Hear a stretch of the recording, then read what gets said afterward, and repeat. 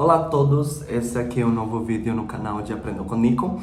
Neste momento eu gostaria de fazer um vídeo que eu estava pensando em fazer há algum tempo, porque creio que é um tema muito interessante, um tema que é necessário para nós que somos jovens, adultos, pessoas que seguem a fé cristã. Isso aqui eu digo que se aplicaria para todo tipo de relacionamento, mas em especial para um relacionamento que segue a palavra de Deus, um relacionamento cristão. E o tema que eu quero abordar neste momento é sobre a pureza espiritual, a santidade no namoro cristão. Como é possível ter santidade espiritual quando a gente está num relacionamento? O motivo de fazer este vídeo é porque nós sabemos que vivemos numa sociedade sexualizada, uma sociedade hipersexualizada, onde você vê cada dia que se promulga nas redes sociais, nos eventos, na televisão, em qualquer meio de comunicação, se promulga muito o que é o desejo sexual, a pornografia, a prostituição, o sexo livre, o casal com relacionamento aberto. Então, tem muitas coisas que você observa que neste século ou neste tempo que a gente está vivendo, lamentavelmente são muito normal ou muito comum. Mesmo que nós conhecemos a palavra de Deus e sabemos que essas coisas elas não estão de acordo aos preceitos de Deus. Por esse motivo, eu achei muito necessário fazer um vídeo que aborde a pureza espiritual dentro de um namoro cristão. Porque, como cristãos, a gente não está exento de experimentar, ter o que são os desejos sexuais. Por quê? Porque nós somos seres humanos. Os seres humanos, eles estão compostos por sentimentos, desejos, hormônios, diversas coisas que são inerentes a cada pessoa. E algo que Deus criou o seu sentimento, Deus criou o seu corpo, Deus criou os hormônios, Deus criou o desejo. Então, é algo que nós, como seres humanos, como pessoas, possuímos. Mas o que acontece? Nós sabemos que, como fala o livro de Eclesiastes, capítulo 3, tudo na vida tem um tempo, tudo tem o seu tempo necessário para acontecer.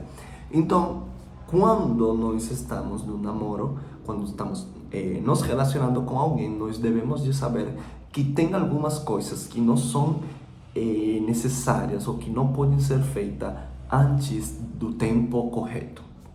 Então, já entrando no tema principal sobre como ter um relacionamento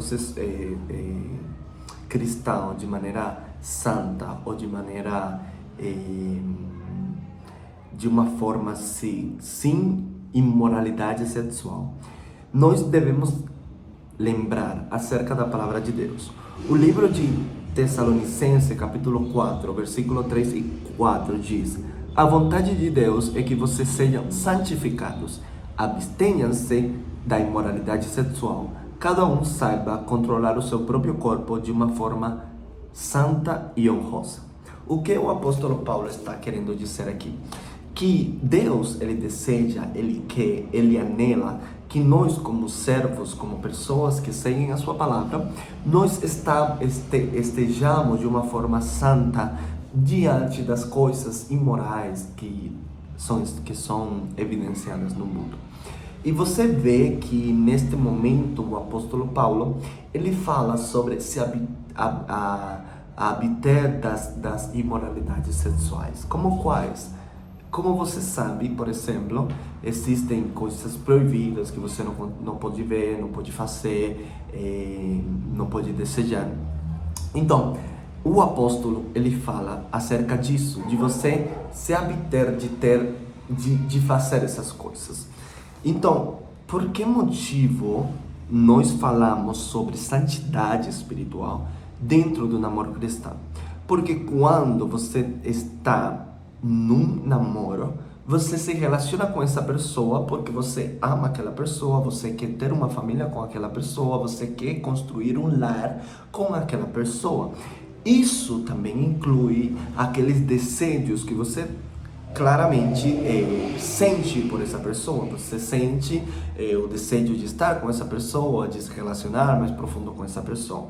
Então, isso aí não é pecado, você ter esse desejo. O que é pecado é quando você comete coisas que não são agradáveis aos olhos de Deus. Como quais? Você ter relacionamento sexual dentro do namoro ou dentro do noivado. Por que é que isso é errado? Porque a palavra de Deus, ela determina que o relacionamento sexual ele é feito para o momento do casamento, quando vocês dois são unidos e vocês formam uma só carne. Então, quando vocês fazem práticas sexuais fora do relacionamento ou fora do casamento, então isso se converte em um ato que é imoral. E às vezes eu imagino que muitas pessoas falam, mas Nicolas, nós somos pessoas que sentem, e verdadeiramente somos pessoas que sentem. Então, por que será que Deus ele não permitiu ou ele não deixou que simplesmente os desejos sexuais sejam abertos ou nós sintamos no momento que a gente se casa? Isso é interessante. Por quê? Porque como nós sabemos que Deus é todo poderoso, que Ele pode tudo, que Ele todas as coisas são possíveis para Ele, às vezes nós podemos pensar, mas nós nos abster ou nós ter esses desejos sexuais é uma carga muito pesada para a minha vida. E eu vejo da seguinte forma: nós sabemos que a hora do casamento, o momento de se relacionar plenamente com a pessoa, isso seria como se fosse um prêmio que você deve guardar para o momento certo. Não sei se em algum momento vocês tiveram algum presente que você anela muito usar, mas você sabe que é para uma hora certa. Imagine que você compra um vestido, que você compra um sapato e você fala, olha, esse sapato é tão especial que merece ser usado em uma ocasião especial. Então, nós devemos de ver que algumas coisas, práticas sexuais, eu gosto de falar claramente porque somos pessoas adultas, as quais conhecem a verdade, conhecem a realidade. Então, por esse motivo, se nós sabemos que temos algo tão preciado como seria a união numa só carne, nós, ou pelo menos eu vejo, que isso deveria ser guardado para um momento especial. Mas por que que Deus ele coloca os desejos mesmo antes de a gente estar casado? Bom, nós devemos lembrar que a Bíblia fala que é mais importante a obediência que o sacrifício. E quando nós obedecemos a palavra de Deus, quando nós obedecemos ao Senhor, nós somos fortalecidos, abençoados. Então, dessa forma, quando você entende que você precisa ter cuidado, você precisa ter controle, então você está mostrando a Deus que você ama Ele.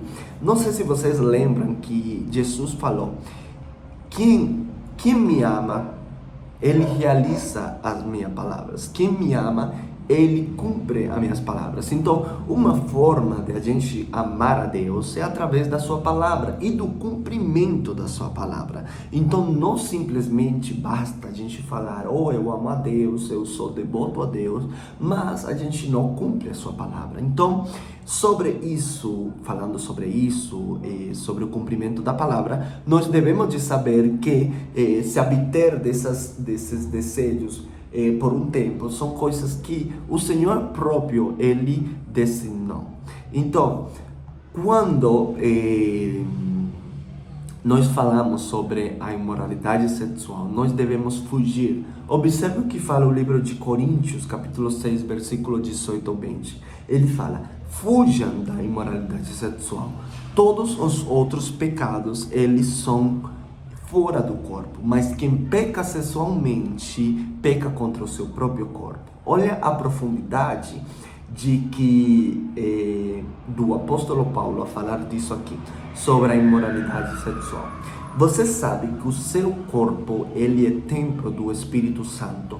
No seu corpo habita o Espírito Santo. Se você é uma pessoa que acredita em Deus, que se entregou a sua vida a Deus, pediu para o Senhor aceitar sua vida, tudo, você é um templo do Espírito Santo. É como se fosse uma casa onde o Espírito Santo habita. No momento que são feitas algumas coisas erradas, ou no momento que você peca, você está contraindo o Espírito Santo, que ele habita na sua casa, no seu templo, no seu corpo.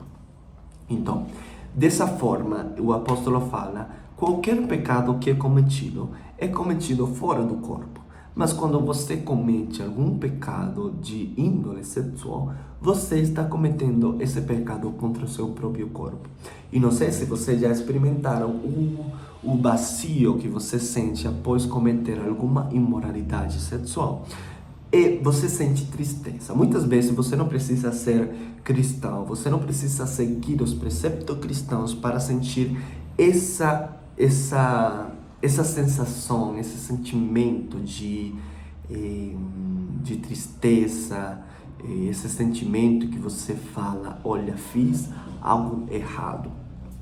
Então, isso acontece porque dentro de nós existe o que é a moral. E a moral, ela é um conceito que filosoficamente pode ser muitas coisas, mas que, na minha opinião, a moral é algo que é do ser humano, que Deus mesmo coloca na nossa vida, na nossa mente, que onde nós nos encontramos muitas vezes, fazemos alguma coisa que, mesmo que a gente pense, algo inocente, nós sabemos que está mal. E o termo que o apóstolo usa aqui é um termo muito interessante, porque fala de fugir. Fugir é basicamente você correr, você abandonar. Na Bíblia se relata uma história quando José estava na casa de Potifar, onde a esposa de Potifar, ela tentou seduzir ele, e fala a palavra que ele correu. Então muitas vezes nós, quando nos encontramos em um momento tão difícil, porque nós sabemos que se abster do desejo da carne não é uma coisa fácil. Eu não posso vir aqui com hipocrisia, falar, não, é muito bom, você consegue, você sabe que você pode. Não, é uma coisa que é difícil por conta que o desejo, ele está impregnado à nossa carne. Então esse desejo, ele é algo que às vezes domina a pessoa, e se a pessoa não tem um controle espiritual, essa pessoa pode cair. Então, por esse motivo, se faz necessária, peço desculpa pelo barulho, mas por esse motivo se faz necessário nós ter um controle, e no momento necessário correr, fugir do que nos possa afastar da presença de Deus. Outro versículo interessante é que o livro de Gálatas, ele fala, o fruto do Espírito, ele é amor, ele é paz, ele é paciência, ele é amabilidade, ele é bondade, fidelidade, mansidão e domínio próprio. Então, gostaria de enfatizar na última palavra, ou na última frase que fala acerca de domínio próprio. Quando nós falamos domínio próprio, é quando você tem domínio sobre o seu próprio corpo. Por exemplo, você sabe que falar mentira é errado, você sabe que roubar é errado, você sente a vontade de falar uma mentira, mas você tem domínio próprio e você fala, não, eu não vou ceder a esta tentação, eu não vou ceder a esse desejo. Então, por esse motivo, é interessante a gente ter sempre o Espírito Santo dentro de nós, porque os frutos do Espírito Santo e esse fruto do domínio próprio é que nos vai ajudar a gente se manter fiel no momento da dificuldade, no momento da tentação. E outro versículo interessante é onde fala que Colossenses 3:5 fala assim: faça morrer tudo que pertence à natureza terrena de vocês: imoralidade sexual, impureza, paixões baixas, desejos maus e a ganância, que é idolatria. Então, olha o texto que é utilizado. Nós fazer morrer todos esses desejos que pertencem à natureza humana. E nós sabemos que tem desejos que eles não são agradáveis a Deus. Então, é necessário que nós controlemos esses desejos para que sejam feitos no momento adequado e da forma adequada. Agora bem, nós sabemos que o ato de união, ou o ato de você estar com a pessoa, ele é autorizado e ele é feito no momento do casamento, porque aí não há restrição de você ter o relacionamento com sua pessoa. Tanto assim que a palavra, ela fala sobre que o corpo da esposa, ela possui o marido, e também o contrário. Também fala sobre você não se abster de ter relacionamentos sexuais para não dar lugar ao inimigo. Isso fala o apóstolo Paulo. Então, dessa forma, nós sabemos que essas coisas, elas estão permitidas para o casamento. Agora bem, no tema central que agora eu gostaria de falar, é como nós, conhecendo todas essas coisas que eu falei, sobre a gente se abster, a gente fugir, a gente não aceitar, a gente não fazer coisas imorais. Então agora a pergunta é: como ter essas coisas santas, sacras, puras, dentro do relacionamento, dentro do namoro, dentro do noivado? Então, para isso, eu vou falar algumas coisas que nós devemos tomar em conta. Primeiro, é que nós devemos fortalecer o nosso relacionamento com a pessoa que a gente esteja, um relacionamento centrado em Deus. Centrado totalmente em Deus. O que significa isso? Significa que em cada momento vocês procurarão agradar ao Senhor. Vocês farão coisas para agradar ao Senhor. E quais são essas coisas? Você consegue se conectar com Deus num relacionamento cristão através da oração. Então você poderia falar para a pessoa que você tem: olha, nós vamos fazer um propósito de oração, nós vamos fazer um propósito de jejum, nós vamos orar, nós vamos ler a Bíblia, nós vamos buscar a Deus.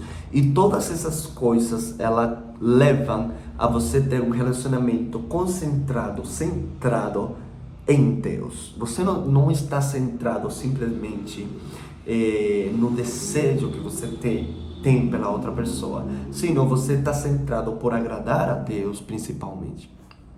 E quando nós fortalecemos nosso relacionamento, uma base espiritual em Deus, quando você coloca o relacionamento nas mãos de Deus, você coloca na roca que é inabalável, então esse relacionamento vai dar certo. Outro tema que é necessário para nós manter um relacionamento santo é acerca de colocar limites. Limites, eles são necessários, e principalmente nós como crentes, é necessário nós ter limite dentro de um relacionamento cristão, porque quando a gente tem limite, a gente consegue estabelecer algumas regras, algumas normas, para nós não sair dos preceptos instalados por Deus. O que significa isso? Por exemplo, você pode falar para a pessoa que você tem ao seu lado: olha, eu não gostaria que você faça isso, eu não gostaria que a gente passe desse ponto, eu não gostaria que a gente faça tal isso. Então, você estabelece um limite que não pode ser passado, não pode ser atravessado, e vocês vão ter a consciência e também o estabelecimento de que não vai fazer isso. Então, tem limites que eles são necessários, tem limites que eles são pertinentes. E para isso é necessário ter uma conversação aberta. Ter uma conversação aberta acerca de as coisas que a pessoa não gosta, de forma de desejo sexual. Você pode falar, olha, eu não gosto esse tipo de manuseio, eu não gosto esse tipo de abraço, eu não gosto esse tipo de beijo, eu não gosto disso. Então, vocês estabelecem um limite e falam, olha, a gente vai chegar até aqui. Você pode falar, ah, mas Nicolas, será que não pode ter beijo dentro do namoro cristão? Pode sim, dependendo até que ponto você chega nesse beijo. Entenderam? Então, muitas pessoas podem ter diferentes ou diversas opiniões acerca disso, mas nós vemos que se nós temos controle acerca do nosso próprio corpo e não ultrapassar os limites, a gente consegue fazer as coisas agradáveis a Deus e também de forma adequada. Agora, nós devemos entender que é necessário ter uma conexão espiritual e uma conexão emocional com a pessoa e não simplesmente ter uma conexão sexual. O que significa isso? Que quando você esteja com alguém, você não pense simplesmente, quando eu esteja com essa pessoa, quando a gente se relacionar, quando a gente faça aquilo ou isso. Não, porque se você pensa isso, lamentavelmente, você está no caminho incorreto. Você não está no caminho certo. Por quê? Porque você está com essa pessoa simplesmente pelo desejo que você esteja com essa pessoa. E o amor não é isso. O amor não é paixão. A paixão é super necessária dentro de um relacionamento. Ela é necessária, você sentir paixão. É como fala um pastor, quando você vê seu namorado, sua namorada, você tem que sentir alguma coisa. Porque se você não sentir nada, no momento que vocês estejam juntos, o que vai acontecer? Então, é necessário nós ter um enfoque maior na parte emocional e espiritual. E quando eu falo disso, eu estou falando que você se centre ou você busque ter uma fortaleza espiritual e uma fortaleza emocional. E não simplesmente você esteja interessado pelo corpo ou pelos atributos da pessoa, sabe? Então, isso é super necessário. Já para terminar, eu quero falar sobre dois pontos que os dois são bem importantes. O primeiro que eu gostaria de falar é você ter paciência. Devemos de ter paciência. Paciência, isso significa que nós devemos ter a decência e o desejo de esperar para que o que nós queremos seja cumprido, mas no momento certo. Quando nós falamos sobre paciência, também eu me refiro a que nós esperemos em Deus.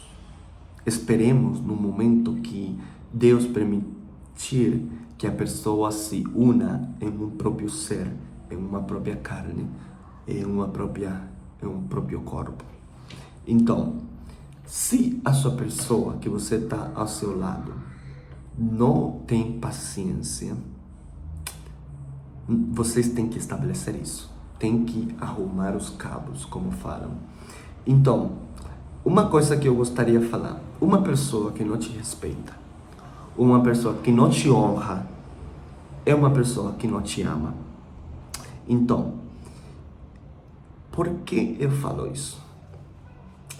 Pelo fato de que quando você está num relacionamento com alguém e essa pessoa não honra o seu corpo, essa pessoa não respeita o seu corpo, essa pessoa não está amando você. Por quê?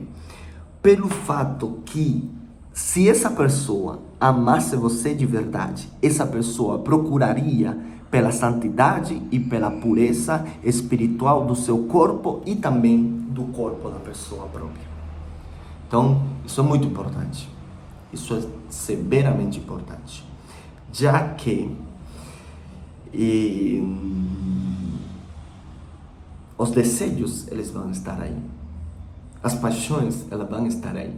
Como eu falei, é uma coisa com a qual você vai ter que lidar. Mas assim, será que você cede a essas paixões? Você cede a esses desejos? Então aí teríamos um problema. Então, por esse motivo, você deve ter uma conversação com a pessoa e você deve ser muito claro com a pessoa. Agora, falando sobre isso de paciência e persistência, gostaria de falar um ponto, o qual ele pode ter muitas opiniões em contra. Mas eu vou falar isso de acordo aos preceptos bíblicos que eu conheço.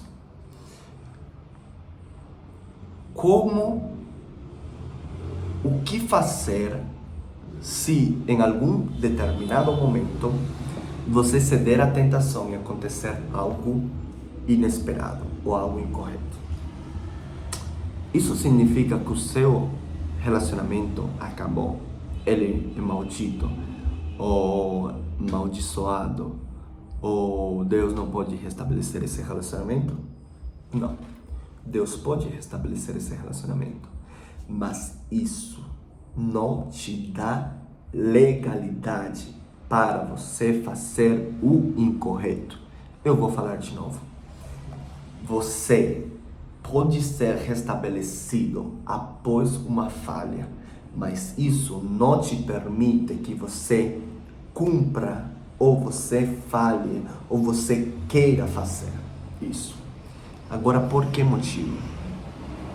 Porque Paulo, ele vai falar no livro de Romanos, ele fala: nós vivemos na graça, mas será que porque vivemos na graça devemos pecar deliberadamente? Ele fala: de jeito nenhum. Entendeu? Porque muitas pessoas podem falar: Deus vai me perdoar. Eu faço e Deus me perdoa. Deus pode te perdoar.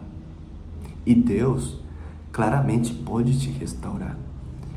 Mas a consequência, ela vem e ela fica. A consequência é dolorosa. Então, por que eu deixei esse tópico, esse tema para o final? Porque muitas pessoas que possam ver este vídeo podem falar: Nicolas, lamentavelmente eu errei, lamentavelmente eu pequei. Então o que é que eu faço? Então eu tenho a palavra para você. Você vai se arrepender. Você vai pedir perdão. Você vai pedir perdão para a pessoa. Você vai pedir perdão para Deus. Você vai confessar isso ao seu líder. E você não vai incorrer novamente nesses atos. O que significa essa parte? Porque muitas pessoas podem falar: eu falhei e pedi perdão, mas eu voltei na falha, eu voltei no pecado. Então aí, lamentavelmente, não teve um arrependimento verdadeiro. Porque quando você tem um arrependimento diante de Deus, você fala: Deus, eu falhei, mas eu não quero voltar a fazer isso. Então, eu considero Deus um pai. E eu, durante a minha vida, a minha fé cristã, eu tenho percebido a Deus como se fosse um pai. E o que o pai faz quando o filho, ele falha? O pai corrige. O pai, ele dá uma consequência. Mas o pai, ele perdoa. E o pai, ele pode te restaurar. Então, para cada pessoa que possa ver este vídeo, que tenha feito alguma coisa que não foi agradável a Deus, Deus, ele pode te perdoar. Ele está disposto a te perdoar. Mas não volte a incorrer na mesma coisa, porque seria como se você voltasse no seu próprio vômito. Então, já fechando o vídeo, último tópico é buscar ajuda espiritual. Buscar ajuda com líder, buscar ajuda com família, buscar ajuda com seus pais. É necessário. Por quê? Pelo motivo que, como eu já tenho dito, você vai ter desejos, você vai ter paixões, mas tem momentos que você precisa falar assim, com um líder, com uma pessoa adulta, com uma pessoa de maior experiência. Você fala: estou passando por uma luta espiritual, eu estou passando por isso, por isso, por isso, e com certeza aquela pessoa vai te ajudar para você ter um relacionamento melhor. Então, queridos, que vocês estão me vendo, vocês estão me escutando, é possível ter um relacionamento cristão com santidade e você chegar ao matrimônio com pureza espiritual. Mas para isso você tem que ter uma disposição, um domínio próprio, um respeito, um amor pela outra pessoa. Então, amem a Deus sobre todas as coisas. Cuidem do seu corpo e também respeitem a sua palavra. Livro de Salmos 119 fala: lâmpada é aos meus pés a tua palavra e lumbreira aos meus caminhos. É dizer, quando você cumpre a palavra de Deus, você anda pelo caminho certo. Então, eu espero que esse vídeo tenha ajudado você tenha gostado. Se você concordou ou não concordou, você me deixa saber nos comentários. Eu posso responder você nos comentários através de um novo vídeo. E que Deus vos abençoe.